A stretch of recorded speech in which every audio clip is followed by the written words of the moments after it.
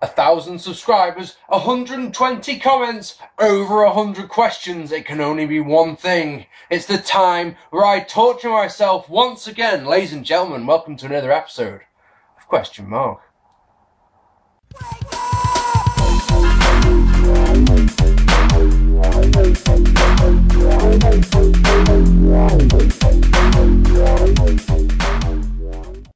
Alright, ladies and gentlemen, I know a lot of you have been waiting for this one for a very, very long time. I have no script, I have no notes in front of me, my laptop, with your questions on it. It's simple as that. I'm going to record for not 1 hour, just while I remember, just plug the camera in so it doesn't die. I'm going to try and film for 1 hour second. You never know, I might be able to bash through them all really quickly. And if I'm really enjoying myself, I'm just going to keep recording. But the plan at the moment is to record for 1 hour segments. So, shall we get on with it? Lots of questions.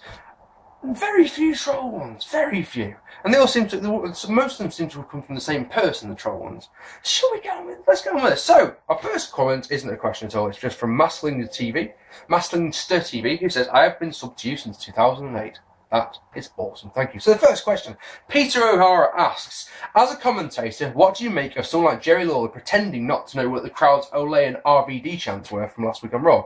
Even though they only said the one word, he somehow didn't know what on earth they were saying. I get he's trying to stay in character, but completely ignoring everybody on the earth, which would make him look like a complete idiot in my opinion. Just wondering what your opinion is on this matter. I, Peter, feel exactly the same, to be honest. As a commentator, you've asked it as a commentator. As a commentator, I've got to be honest, I would probably not do the same. At the end of the day, I don't know, is the truth, is what I went to say. I'd do the same, but I don't think I could. I couldn't be that stupid. At the end of the day, Jerry Lawler's got Vince McMahon in his earpiece constantly telling him what to say. The same with Cole, the same thing. If it comes up later on, I'm going to answer a question here, which is, yeah, if you ever got the chance to do it for the WWE, would you want to? It's like, well, of course I would, because I'd be on TV and I'd get the money for it. But at the same time, the one thing I wouldn't want is that, me, say this, say that, say that. I like mine to be natural and to flow. I like to acknowledge the crowd. Let's put it this way, I've never experienced this, so I wouldn't know how I would deal with it. But to answer it from a me point of view, if you know what I mean, I think it's ridiculous. I mean, I understand, we're like the RVD one, I don't think they'll acknowledge that. But like you say, when it's one word, ole, ole, ole, ole, does it mean, we all know that it's referring to El Generico, that sort of chant, but at the same time, they chant in football. They chant soccer, don't they? So, it's not... That one, I don't understand. To answer your question, yeah, I think it is stupid, just like you. Thank you for that. Carl Sweetman says, love your vids, Mark. You the man. Cool. What's your favourite finishing move and submission move? Mine's the powerbomb and the Taz mission. My favourite finishing move probably isn't... It should be a finishing move, but it isn't a finishing move. My favourite wrestling move ever is the reverse Rana. It is, in my opinion, just da bomb. In fact, if you look on your screen right now, there is a clip of a reverse Rana that I saw recently at Progress. Well, that was last year at Progress. Submission move is probably the Texas Cloverleaf, because I think they're pretty, real nice move. Thank you for that question. N3 Jarvis says, what started the legit feud between Shawn Michaels and Bret Hart? Good question. In my opinion, it was professional jealousy. That they're both similar, or not similar, similar age, similar experiences, and similar abilities, in my opinion. Shawn Michaels, I believe, was the better wrestler, but I don't know what that was. Yeah, professional jealousy. Both of those men wanted to be at the top. Both of them wanted to be the champion.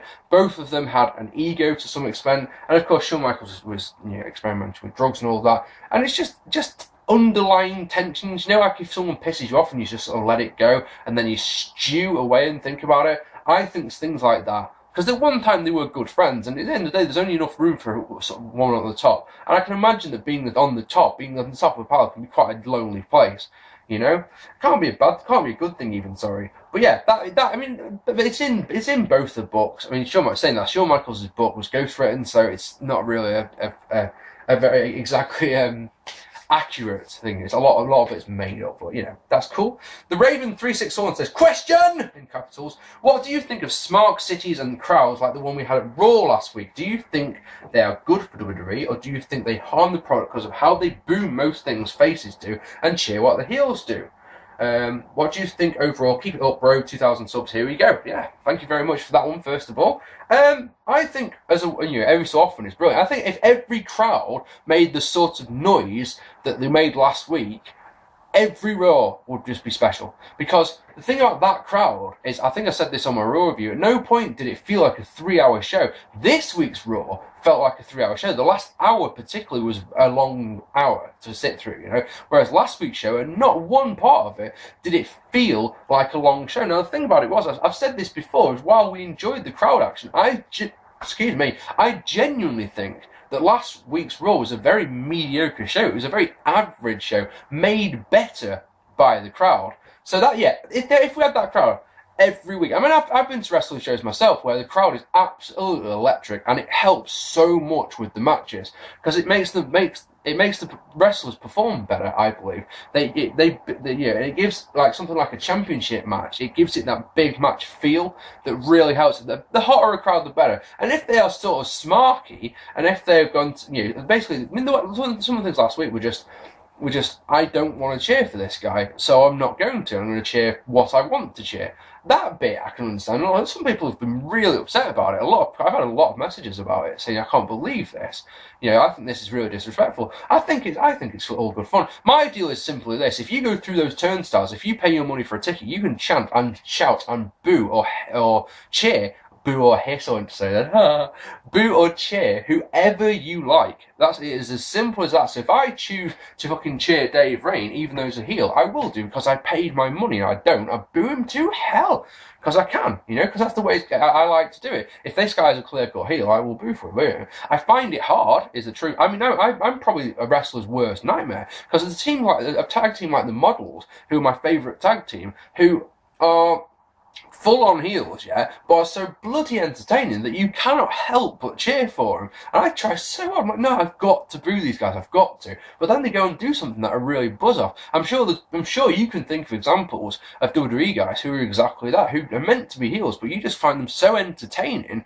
I'm sure all of you right now could list 10 wrestlers, either from now or from the past, who have been heels, but you've really enjoyed their work. And, so we're allowed to cheer and chant whatever we like, is the way I look at it. And, as like I say, noise level, if noise-wise, if nothing else, every crowd should be like that. I can't imagine why you would go to wrestling and not make noise, So next, Maryland Wolves 110 says, who do you feel changed the game more for wrestling, Austin or Hogan? I think for me it's Stone Cold. I personally think it was Hogan. I think Austin did a lot in the WWF. I think the WWF main event style, or WWE main event style, is still going strong. That style became in to fit around Austin and what he could and couldn't do. I think money-wise, again, I think Stone Cold is that way. But because of the way that the wrestling industry was when Hogan first became the WWF champion in 1984, and how Hulkamania with the rock and wrestling connection, WrestleMania, all that, the way that changed the whole industry. Austin changed the WWF and the Monday Night Wars for the better, in the WWF's case anyway, didn't it? Hogan changed the whole industry, and Hogan and Vince and the WWF at the time, that vehicle, that machine, that monster, if you will, that changed the industry just completely. Whereas, like I say, Austin was just a couple of things, in my opinion, that he changed. Okay, hope that's all right. Stephen Higgs has been watching for many years now. Love your vids. So here's my question. Thank you very much for that, by the way. Do you think the Shield needs another member? For instance, if they face Hell No and someone at Extreme Rules, would it not be great for Bryan to turn heel and join the Shield, or Barrett, or should they just stay as a 3? Now, the way I'm going to look at this one is the NWO syndrome. And what I mean by that is we all know that the NWO was the core 3 guys, Hogan, Hall and Nash. And then the more people they added to it, the more people were fighting for screen time, and the more and more watered down it became. In my opinion, the NWO, when it was Hall and Nash and Hogan, when it was Styx, and when it was Six, and when it was Ted DiBiase, when they had that core group, that was good. So basically what I'm trying to say to you is, if the Shield do add someone, I would want it to be with someone with credibility, not just any old guy. But in my opinion, I personally think that the Shield work perfectly well, just on their own. Those 3 guys on their own have been a revelation since they came into the WWE. And I personally think they're fantastic and suggest, in my opinion, anyway, if you disagree, please let me know, but I personally would have it at just the 3. Next, Michael Poller says, since starting the wrestling commentary, which you've always stated that you wanted to do, I'm wondering if there are things that you have learnt or come across that you didn't like about the job / business. Oh, mate. There's so many things I don't like about the business. No, it's not more like about the business. It's just, as someone who's been a wrestling fan, mate, their entire life, right, who has never once been behind the curtain, who has always shied away from that. And, since I got into BritWres, I actually thought I would go backstage a lot quicker than I did, if I'm going to be honest. I don't know why. I just thought someone might invite me. Have you ever wanted to see sort of thing? This is what it's like. That chance never came up, and I never asked for it, So my first day on the job at GPW, I'm walking in, I'm as nervous as hell as I can be. As you can probably imagine, this is something I've wanted to do for a long, long time. And think about it, the first thing that I see is the wrestlers practicing in the ring. It's like, oh man, the fan in me, my heart broke. Honest to God, the fan in me just went, oh, I don't want to see this. I don't want to see this one bit. The hardest part of being a commentator for me, and this is maybe just me, I don't know how other commentators would feel about this one, is that A, I know results, which means I know who's going to win the match, which means that I can probably, I was going to say I can't enjoy the match, but I clearly can, because I'm watching the match completely differently than I would be watching it as a fan, But yeah, I know who's going to win, I know how long the match is going to go, and 9 times out of 10, I've already seen them practice what they're going to finish the match with. And that is just horrible. It's a horrible, horrible thing. There's a lot of dickheads in this business. I really thought, when you hear about promoters in the United States who have fleeced someone, who've taken someone's money and fucked off, shit like that, I genuinely didn't think that existed. I was thinking about me in the business. I know a lot about the business, but at the same time, I was so naive that I thought that everyone got on and everyone was doing it for the greater good because everyone wanted BritWres to be better, But that's just not the case at all. There's a lot of really good promoters out there. I'm lucky enough to work for a couple of them, but there are some utter pricks out there. You may have seen in a Raw review recently, I talked about a guy called Adam Bowler. He's a prime example of it. He's a guy who has got some money off his parents, and because of the way it works these days, if you've got the ring, you can put on a wrestling show. It's as simple as that. It really is that simple. And people like this who have no clue about promoting, who send you messages saying, are you going to come to my show? It's like, this is the first I've heard about it. And this guy sent me a message saying my show will be better than GPW. And it's like, wow, that's a great way of getting me to come to your show. Random guy. I've fallen out with wrestlers, I've fallen out with promoters, fallen out with referees. It's always because of the same thing. It's always because I've spoke my mind, and that can be construed as a bad thing, I suppose, with some people. But at the same time, there's more questions about commentating, so I'll go into those later. I love it, is what I will say. It costs me a lot of money, it costs me a lot of time, and I'm still very young, and I'm still very naive, and I still keep... I watch all my commentary back, and there's a lot of times where it's like, don't do that again. And on my I've got notes for every show, and at the very top of the notes is a big list of bullet points of don't do this, don't do this, don't do that, don't do that. My biggest problem when I'm a commentator is speaking too fast. The way I do on my vids, like right now, I do that through a match, and it's always, come on, Mark. I do it in the first match because I'm normally so excited, like, yeah, fucking wrestling. It's like, calm the fuck down, just chill out a bit. I really hope you're not trying to fall over that young camera. I hope that helps. Brett, see, there you go, straight away.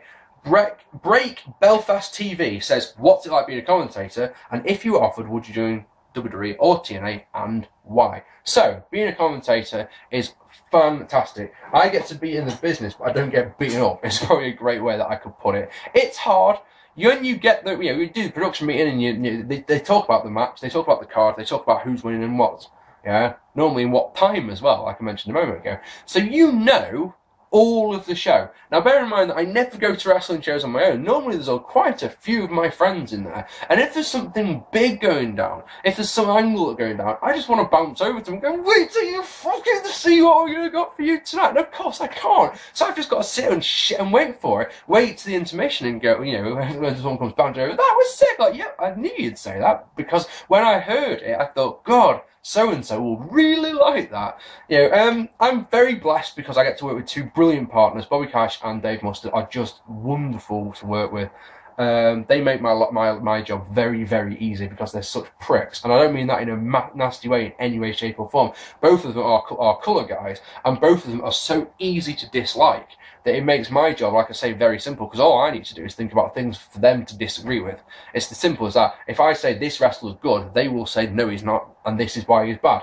And it's like that. The thing for me with me is I find myself doing a lot is self-deprecation. I find, if you watch one of the Great Bear matches that they put up the other week, I say something along the lines of, he's certainly better than me. I just turn to Bobby and just stare at him, and he's like, oh yeah, everyone's better than you, Pit. You know, like, it's like shit like that. It's all what I think about. It's the power, the strength of Babyface Pitbull. It's frightening, if I'm honest. It scares me. I would never dream of getting in the ring with that. So Title Bait's already better than me.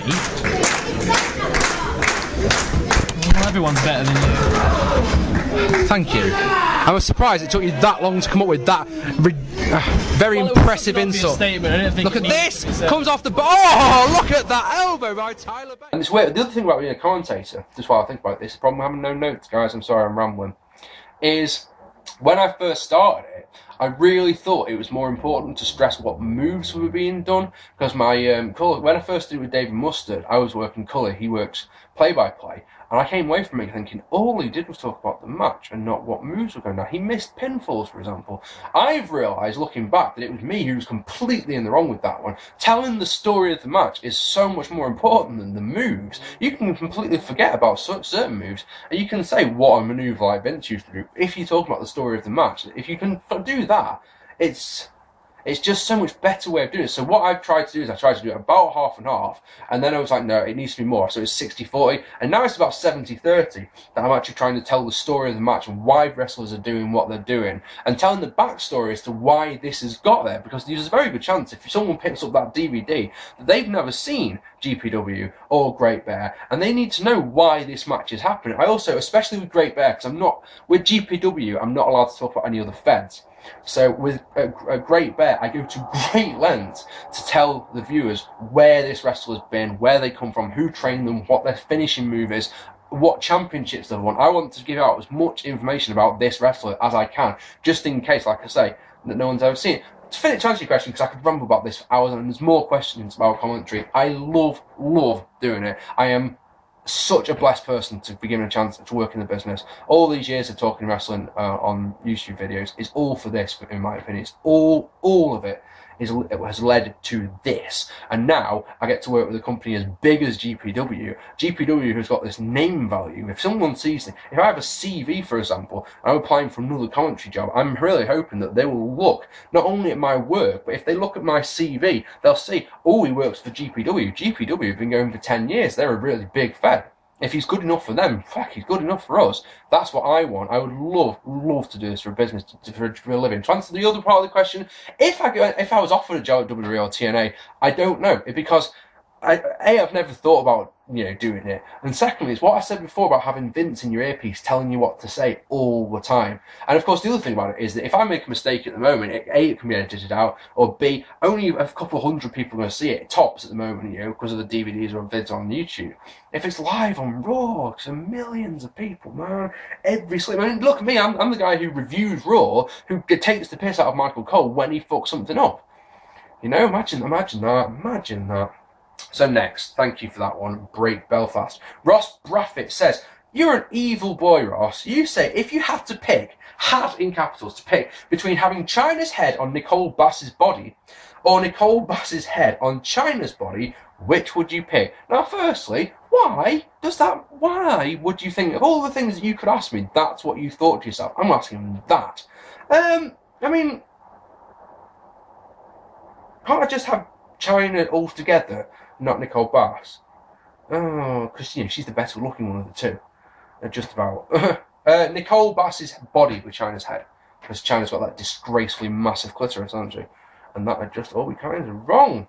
Thank you, Ross. Ben Kelly says, seeing as you watch a lot of wrestling shows in the UK, do you have an interest in watching a WWE or TNA live show while in the UK? Loving the vids. Mark says, Ben. I used to go to WWE shows a lot. In the early 2000s, I went for tour after tour after tour, and I stopped. The last one I went to was in 2004. I went to a Raw taping. I haven't been back to one since. And I'll tell you something, especially now, just bear with me, especially now that I go to a lot of wrestling shows, as you alluded to, I don't think they're value for money at all. The local fed that I go to, like Future Shop for example, I pay £10 for my ticket and I get 2.5, sometimes 3 hours of wrestling action, and it's all fantastic. If I go to a WWE show for £10, I'll be at the very back where I can't see, and 9 times out of 10, from my personal experience, if nothing else, with WWE shows, is that they really phone it in. They really don't look like they want to be there at all. So it's like, okay, you don't give a shit, I don't give a shit. Why should I care? You know? I don't think the money that you pay for WWE tickets is worth it at all. I've heard good things about TNA's live tours. I've always heard good things about the tours they've done over here. I don't fancy it at all. It's like I say, if I've got 50, if a ticket's 50 quid, for me, the way I look at 50 quid for a ticket is that's 5 British shows I could go to, and I would see more wrestling on those 5 shows, and let's be honest, I'd probably see better wrestling on those 5 shows. So no, unfortunately, it just doesn't interest me. The Fredster 101 says, love question, Mark. My question is, which member of the Shield do you think has the most potential? By the way, cheers for a year of great vids on this channel. It's all right, I've enjoyed doing them. I think Dean Ambrose is the complete package. I really, really do. But that's not saying that I don't think that, there's nothing wrong with Seth Rollins or Roman Reigns. I don't think he's particularly great on the mic. But yeah, I mean, of the 3, I'd say probably I would push Dean Ambrose to the moon. Absolutely. But like I say, at the same time, Seth would probably be just as good, in my opinion. Yeah. So to answer your question, for one of them, Dean Ambrose is what I'll go with. Fred Fuchs says, or Fuchs, F-U-C-H-S, Fuchs, Fuchs, one of the 2. Fred says, okay, Mark, could you answer me this? Who is commentator, not who is the commentator, who is commentator that made you want to follow in their footsteps? Obviously, I'd like to say Jim Ross. Jim Ross, when he's not doing the hyperbole stuff, is fantastic, and he's a genuinely wonderful storyteller. Him combined with Gordon Soley, because I discovered Gordon Soley a lot later on than I did for Jim Ross. But there's something about that guy's voice, the way that he can tell the story and can convey the emotion without his voice raising an octave, is fascinating for me. He is a genuinely wonderful storyteller as well. So those 2 would probably what I'd say. Jim Ross first, and then Gordon Soley later on. Cool. Dries Berens. Hi Mark, I've once heard that there is a microphone underneath the ring to maximise the sound when wrestlers are slammed to the mat. Is this true? Was this true at some point in time, or is it just a rumour? Sorry for not mocking you, but that's what we do on this show. It's not. I've never seen a British ring with one underneath, but I know for a fact that they're under WWE rings. And so yeah, this has been going on for years and years and decades. So think about it. If you're in a 20,000 seat arena, you'll probably be able to hear everything. But if you're on a 50,000, 60,000, 70,000 seat arena, you need to be able to hear the sound of the wrestlers hitting the canvas at the very back. To do that, of course, naturally, they have the microphones under the ring. Sound goes out the speakers. Everyone's happy. It makes it sound better and bigger and more brash, I suppose. Everything like that. It's just, it ramps it up a little bit and it makes your enjoyment better. Thank you very much for that interesting question. Martin Steele says, do you ever think they'll redesign the World Heavyweight Championship like they did with the WWE Championship just recently? Honestly, I mean, I don't think they've got any reason to. The spinner belt needed to be changed because it was exactly that, a spinner belt. And spinner belt came along in 2005 when Pimp My Ride was popular, wasn't it? And, so we got spinner wheels and all that shit. We got a spinner belt, and it was a reflection of the time, doesn't it? Whereas nowadays, it just looks stupid. The last couple of years, it's just been like, this belt is so redundant. Please, can we have a redesign? We finally got one. It looks all right. It's not the best of the designs that they came up with, I must confess. The World Heavyweight Championship, though, I don't think there's any reason to change that belt whatsoever. I think it's a pretty classy belt. Talking Shit 111 says, in detail, cheers for this, mate. How did you become a commentator, right? We've got to do in detail, but I've got to try and do it quickly because there's so much to do and we've already talked for half an hour. Excuse me. Oh, I've got to stop doing that on beds. Right, it goes like this. I'm friends with a guy called Johnny Brannigan on Facebook, and Johnny Brannigan is the promoter of GPW, and I did a GPW review early last year, so we became friends because of that on Facebook. And basically, he put a post about something, and I can't remember what it was, but it was nothing to do with commentary. And I sent him a message, I replied to that comment saying, listen, this is a random place to do this, but I need some advice. How do I become a commentator? Johnny got in touch with me about an hour later saying, listen, I've seen your work, I've seen your vids, I know you can talk.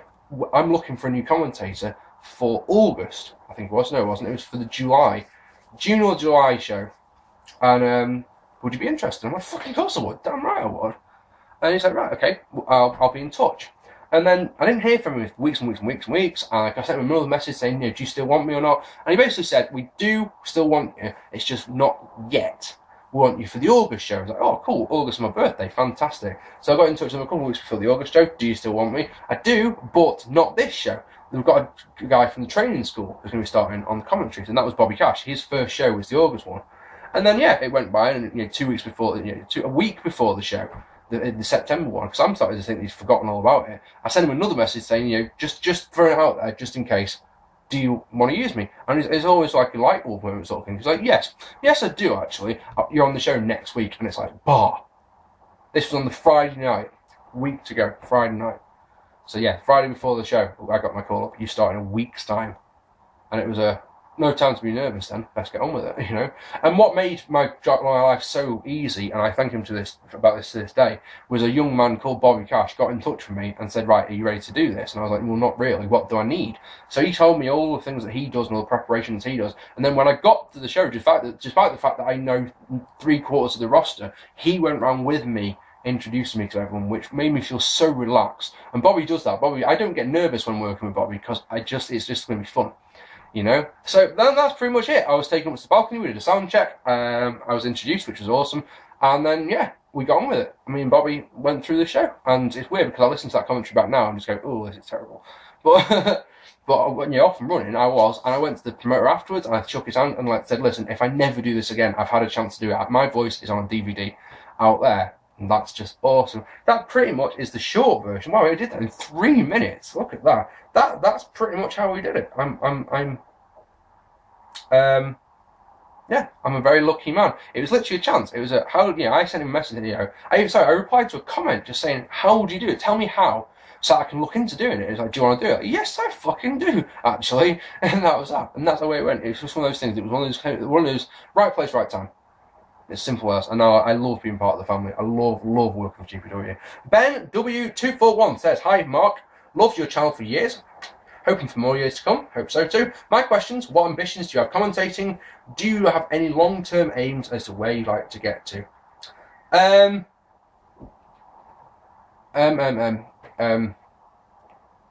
Long-term aims. I would like to do this for a job, is the truth. To do that, I need 4 dates a week, paying 50 quid a go. Realistically, don't have plus expenses to get there. So that's not going to happen anytime soon.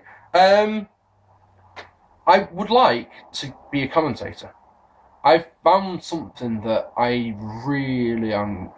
I'm all right at. I was going to say I'm really good at that. I'm good at. I must be good because I'm still working for the company. If I was shit, someone would have said to me, "You are shit," and no one's done that yet. So, yeah, that's got to be something. But not just in wrestling as well. I love motor racing. I'd love to do that. I also would like to give radio a try, believe it or not, because I used to do some presenting back in the day. I used to do the DJ Full Loaded on an internet radio station that escaped my. Yeah, that's what I'd like to do. I'd like to get into radio broadcasting is what I'd like to do.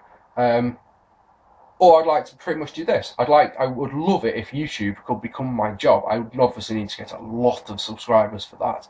I'd need to be making a lot of money off my videos. I'd probably have to up my video input a lot more.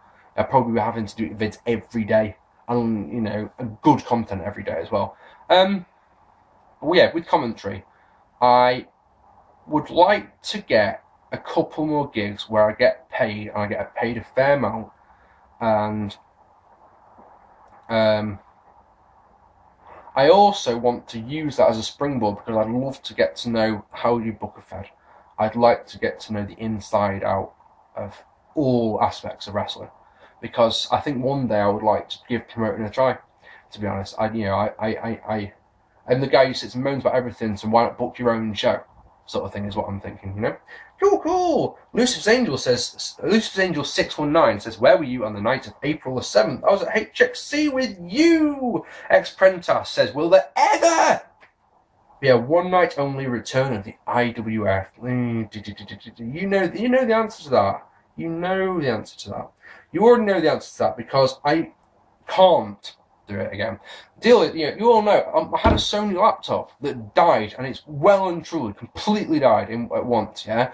And it wiped its memory. So all the IWF characters and all the templates and everything all went. And it's like, to do it again, especially for a fire engine, to do it for a one-night only show would be so much work, wouldn't it? I said, it's just something that it just doesn't interest. It never got the views. It never ever got the views that I want it to.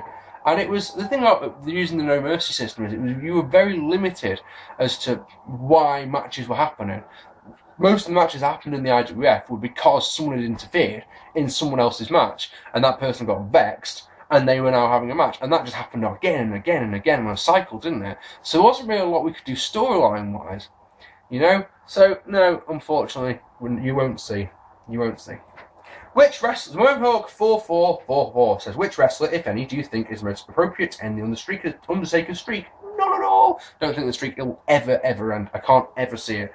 Infamous Blob1 says, what do you think of the Undertaker's streak will go to before he retires? That's a good question. I mean, I don't know. I mean, 30, you know? I mean, he's only wrestling once a year, so there's nothing to say to stay. Nothing to say. He can't keep doing it indefinitely, is there? If he just wrestles that one match a year and he keeps himself in relatively good shape, I honestly don't know. I mean, I don't know. I mean, do they end it next year at WrestleMania 30? That seems a good time to end it. 25-0 or 30-0 has got a nice ring to it, hasn't it? I genuinely don't know. And you also asked, how did you become a commentator in pro wrestling? I've just answered that, which is good. Kicking Keno says, the WWE has changed so much since I was younger, 10 years ago. Where do you see the company in 20 years' time? Something has to give, wouldn't say more and more people are becoming less interested in the product. Also, have always wondered how they write the storylines. Is it just the same as a soap, like Corrie or something? The company in 20 years' time, I can't say. I mean, 20 years ago, in the early 90s, you know, if you said at the time what would happen to the company over the next 10 years, they probably would have laughed at you. Like, you know, if you said it's going to become all about tits and ass, they're like, no, we're a family-friendly company. You know, something like that. That, in my opinion, is just an impossible one to say. It's like asking who do you reckon is going to be the next, you know, breakout champion. I couldn't tell you. Because if you told me when I first saw John Cena, this guy will be the face of the company for years to come, I would have laughed heartily in your face. Wrestling storylines used to be written backwards, and in my opinion that is the best way of doing it. So get your main event at your big show and work backwards so you know how to get to that main event. That's what I would do if I was a booker. That's how I'd want to do it. Of course, things change and people get injured and things like that. I believe WWE write it on a fucking napkin about 2 minutes before the show starts some weeks. And they have big writing meetings, WWE do. People like Michael Hayes and Stephanie McMahon are in them. I don't actually know how they work. I genuinely don't. Like I say, I know that that's how it used to be done. You know, here's point fucking M, and here's point A, and this is the first show, and point M is the massive, big WrestleMania pay-per-view, whatever. Book it. Book. These are the shows, each one, where you want to get to. You know, that's how I'd do it. Really would. Unfortunately, I can't answer really either of your questions there. Like I say, in 20 years' time, who knows if the company will even exist, if the world will even exist, will it? And, you know, it's in Triple H's hands. It should be, you know, secure, and we should get some of the. I mean, Triple H understands the business thoroughly, you know, inside and out. So of the ring, even. So I think it's in good hands, is what I'll say. I can see it being around if the world's around. How long have I been waffling here? Fucking hey, 40 minutes. Wow, that's a lot. Where are we? John Balderson says, with the whole "we want to be a manager" thing, Who is the better manager, Paul Heyman or Paul Bearer, and why? Love the vids, keep up the good work. Paul Heyman. Straight away, Paul Bearer was a very one-dimensional character for a long, long time. So whereas Paul Heyman or Paulie Dangerously has constantly evolved and shifted, and he's just awesome at cutting a promo, which Paul Bearer wasn't that great. And in my opinion, Paul Bearer didn't really come to life until the whole Kane storyline in 1997. He started showing more depth and dimensions to his character. So for years and years and years, he was just this guy who was short and chubby and went, oh, yes. And, you know, so in my opinion, it is Paul Heyman. Sam Pearson has a very good surname and says, what are the reasons WWE decided to release Muhammad Hussein? Do you think, with an F, if he stood around, he would have been a main event material? Muhammad Hussein is one of those ones. I've talked about this recently that with my friends, that he was... I liked the initial premise of Muhammad Hussein. Hussein, whatever his name was. I liked the fact that he was an Arab American who, you know, lived in America, who was grown up in America, who is mistreated because people think he's a Muslim, or because, you know, Americans have this conception that all Muslims must be there, you know, are evil. They must be terrorists or something bollocks like that. You know, I liked the initial premise of it. I liked the message that it had. I didn't like when they took it too far and made him into a terrorist. Remember, he attacked the Undertaker, didn't he? That was some utter dog shit. Main event, I don't think so. I don't think the guy was talented enough for it, but I thought the character had a lot of life in it when they got rid of it. At the time, I just thought, what the fuck is this? But looking back, it's like, yeah, it might have been a bit too quick to judge that one. The WWE Killer says, what are the worst wrestling teams you can think of off the top of your head? Well, other than he's a man, such a man, such a man. William Regal is the first one that comes into my head. I mean, just awful. I mean, that character was just awful. That's the first one that came into my head, right? How's that sound? Also, he says, thoughts on Matt Smith as the Doctor in Doctor Who so far. I watched Doctor Who, first watched Doctor Who, and David Tennant was the Doctor. He, I think, is my Doctor. Matt Smith doesn't convey emotion as well, apart from on occasion. He's a lot more fun, a lot more jokey. David Tennant, I always felt, had the depth and the age of the character, in my humble opinion. I like him, though. I've got no complaints about Matt Smith, is what we'll say. Tom EFC96 says, who do you think will win this year's F1 Championship? Sorry, it's not wrestling related. It's not a problem, my friend. It's not a problem at all. I want Fernando Alonso to win. That's just because I'm a massive Ferrari fan. Basically, let me answer your question with this, yeah? Anyone that isn't Vettel is what I hope. That'll do me. 3 years on the bounce. Come on, someone else now. Getting boring. Next, I love this question. David Johnson says, what in your opinion is the original, what are your opinions on the original heel version of Doink, played by Matt Bourne? Fantastic, love that. I thought Matt Bourne was superb, genuinely brilliant. How many people out there, or, you know, do you have this problem? Do you know people who have this problem? I'm going to cough any second, just have a phobia of clowns. So many people have a phobia of clowns. Clowns are meant to be, you know, friendly, but they're scary looking dudes to a lot of people. So why not make a wrestling character who's a scary clown? He can, you know, upset the kids, and that's just wonderful. And he was so good at doing it. And then he started getting over it. So they turned him face and just made him into a generic clown with Dink and all the other little ones, you know? I liked original Doink though. Matt Bourne Doink, I really, really liked. Thank you very much for that. Lloyd Morgan says, you've talked about your ambition to become a manager. How close are you to realising this dream? Have you discussed it with the company you currently work for? And what was the process in terms of getting you ring ready, as it were, training, etc.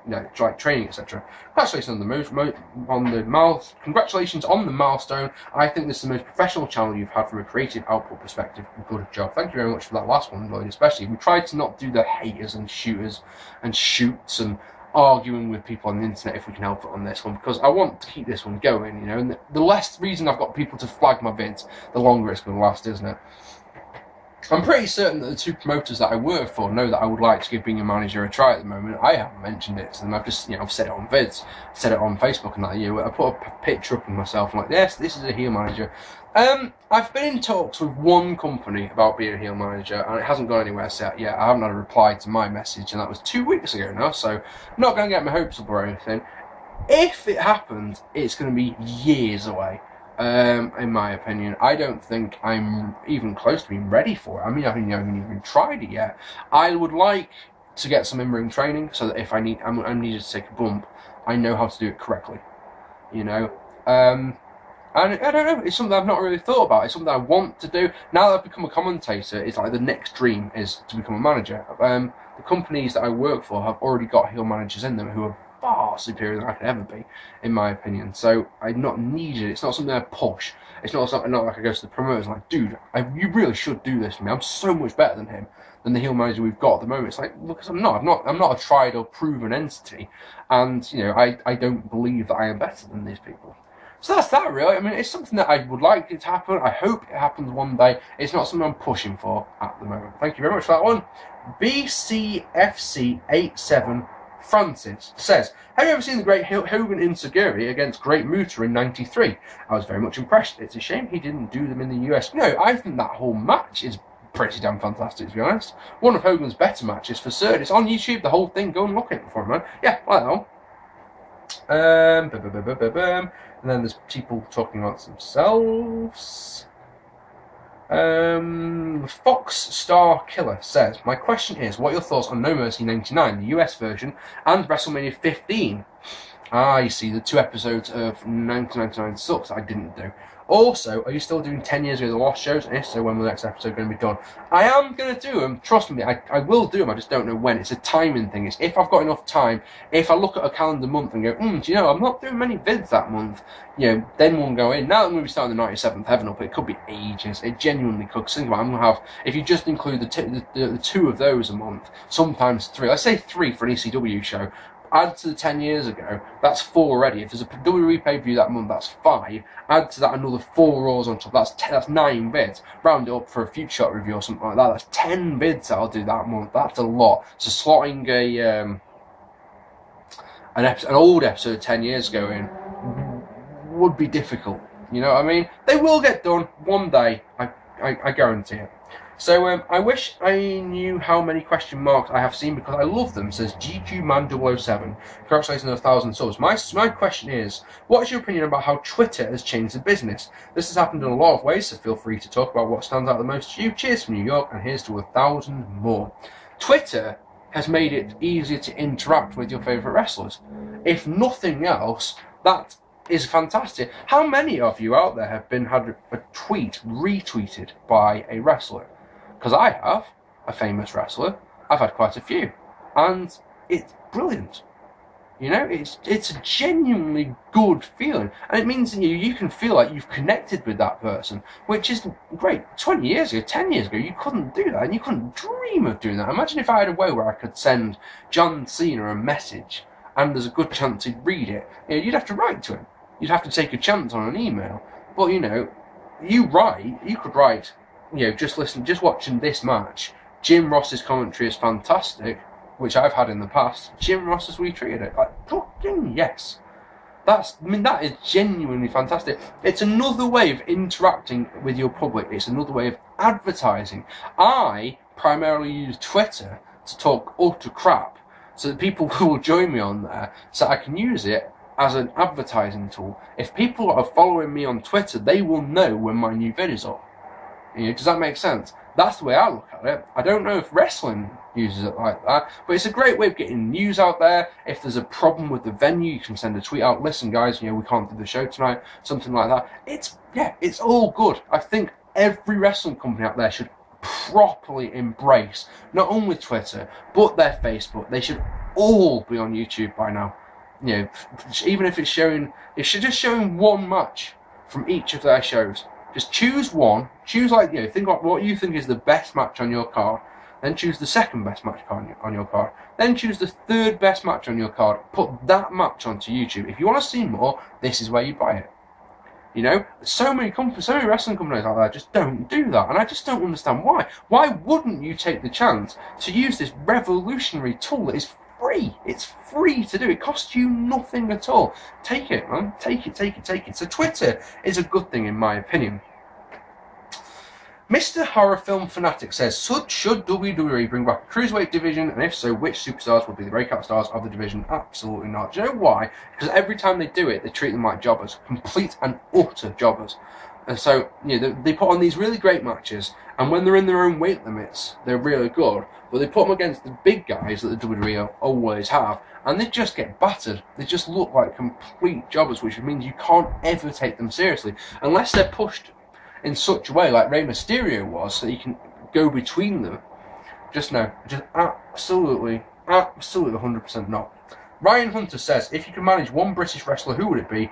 And if you could manage one international wrestler, who would it be?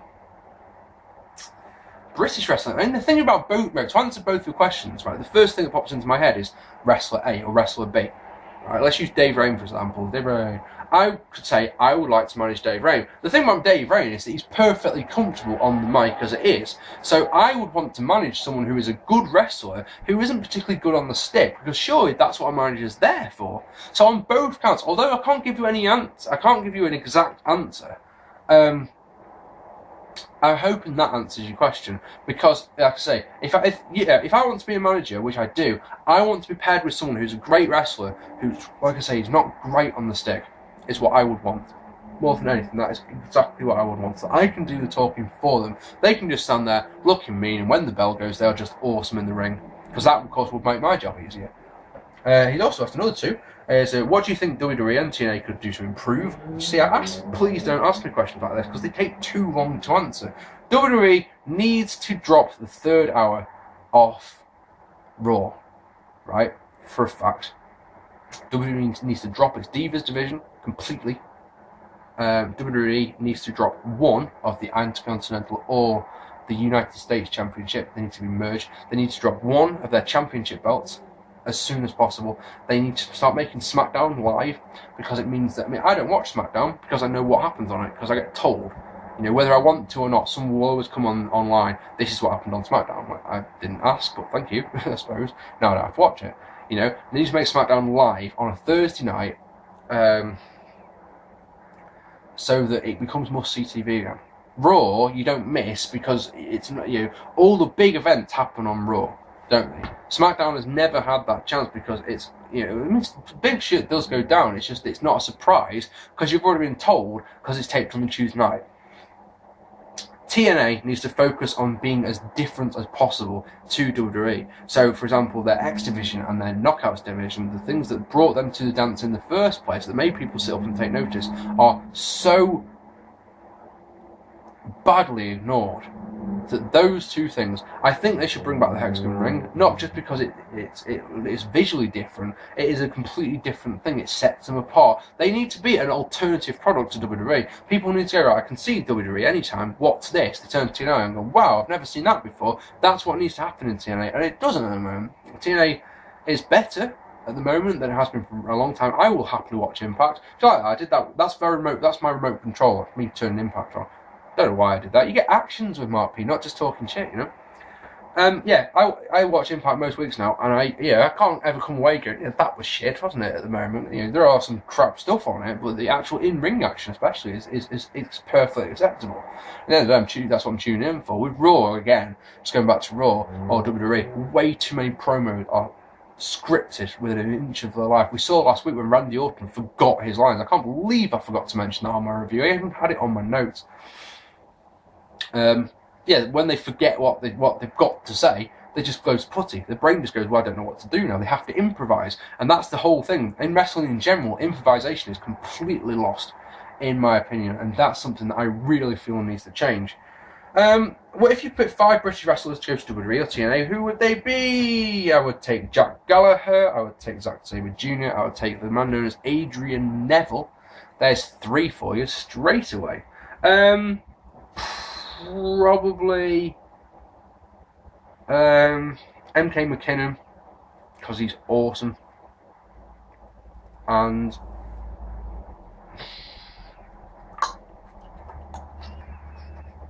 I don't know about a 5th, is the truth, because the people that I'd like to go, I'm thinking of I've got a favourite 5 UK British wrestlers.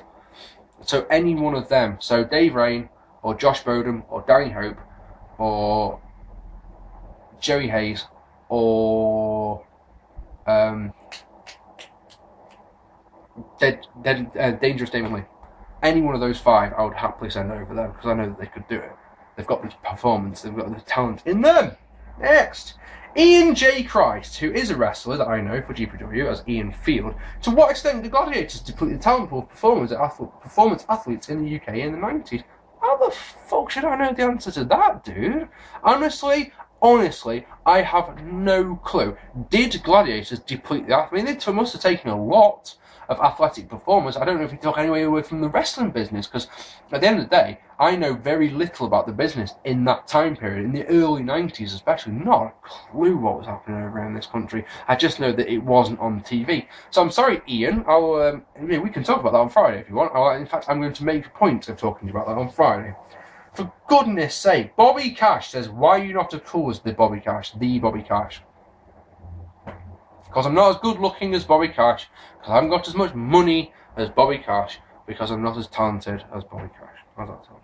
The RV1HD says, Mark, in your opinion, who is THE guy to replace John Cena as the top star in the company? It seems very like every time they push a guy to that position like Punk or Ryback, Cena always seems to have top priority over them, or WWE turns them heel.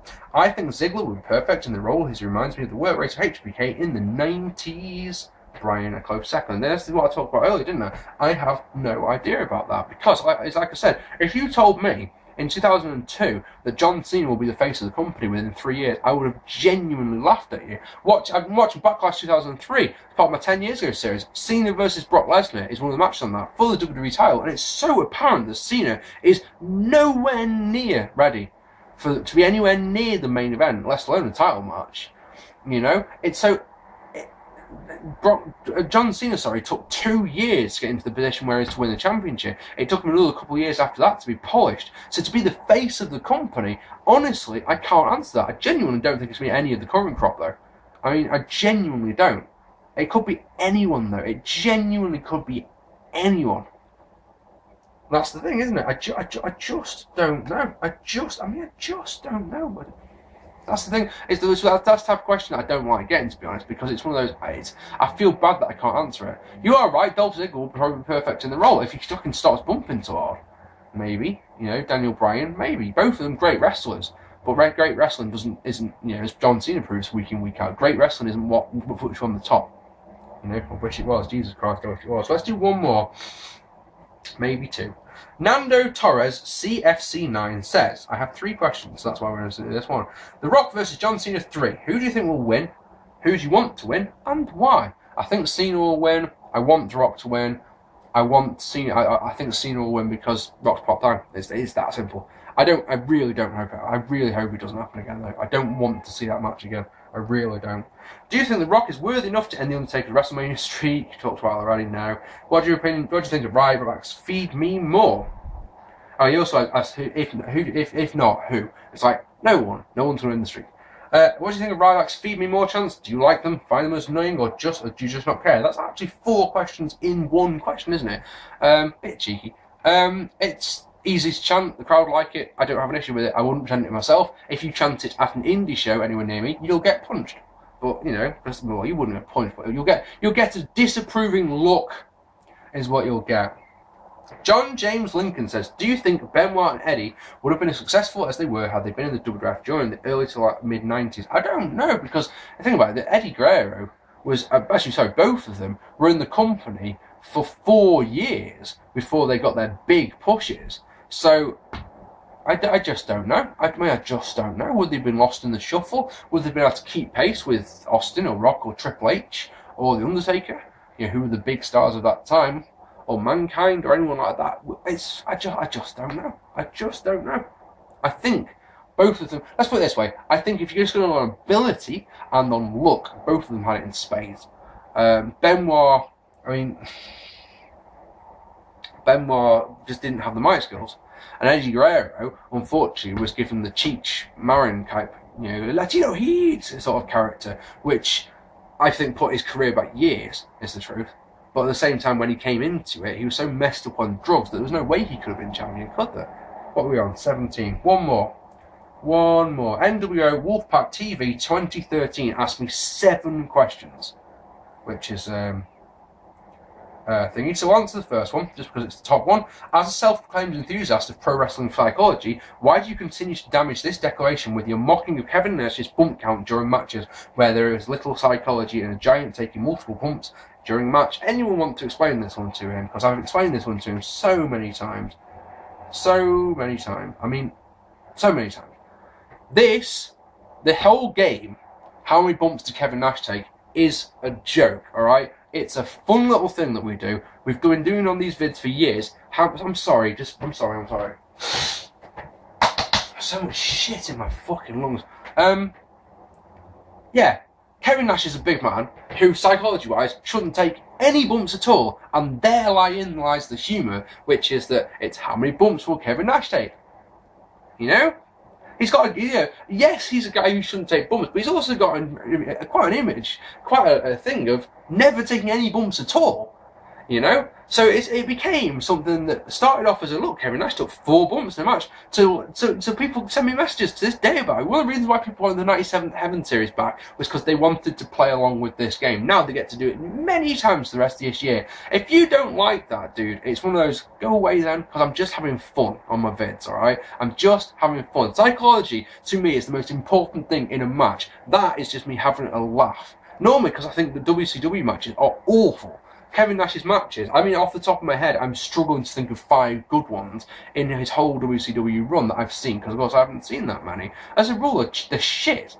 So just to enliven the mood, just when you watch this match going, please make this end, because it's normally the main event of you watching a terrible show from the year 2000. You're like, oh, I wonder how many bumps Kevin Nash will take in this. Well, fucking hell, he took 3 there. Wow. And that, I think, we'll leave it there. One more. Overjobber, because that's an easy name to remember, says, how do you feel about the politics in wrestling here?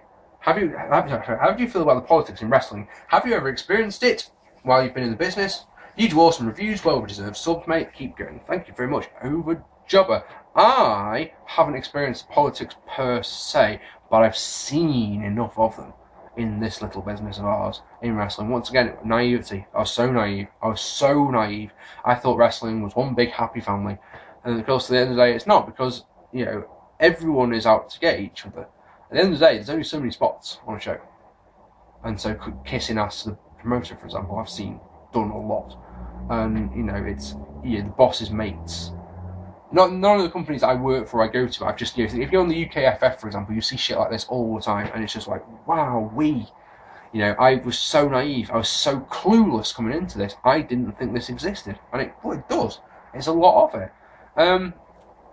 Politics about the championships. I've talked to wrestlers who have been told they were given championships because of who they were shagging, or who they were giving someone a valet because they were shagging that girl, and it was just like completely far from the truth and stuff. I've seen, so honestly, God, guys, I'm not going to mention any names, trust me on this, but I've seen some horrible shit go down. I've seen the bitchiness between grown men you wouldn't believe. You just wouldn't believe. Honestly, honestly, I could tell you stories that you just like going, fuck off, Mark, that's not true. Like, I swear on my life it is.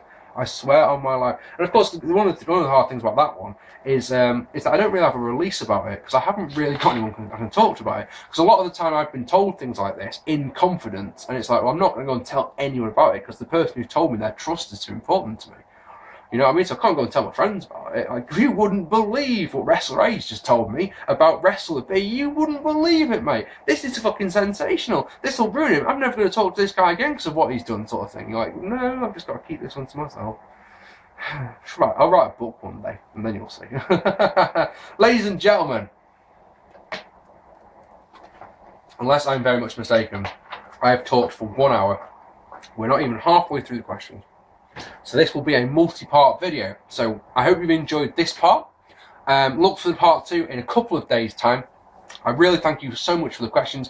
We will do another one of these. In case you're wondering, we're going to do another one, and I'll say this on the other parts as well. We're going to do another one of these when we get to 1,500 subscribers. So if it's about the time it's taken this time, in about 6 months' time.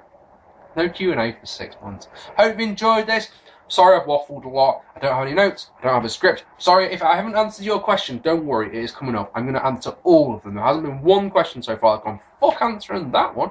Alright then, I have been Mark P. Thank you so much for watching. Thank you to Chris who did me the little graphic at the start. I will be back in a couple of days with part 2. Take it easy, guys.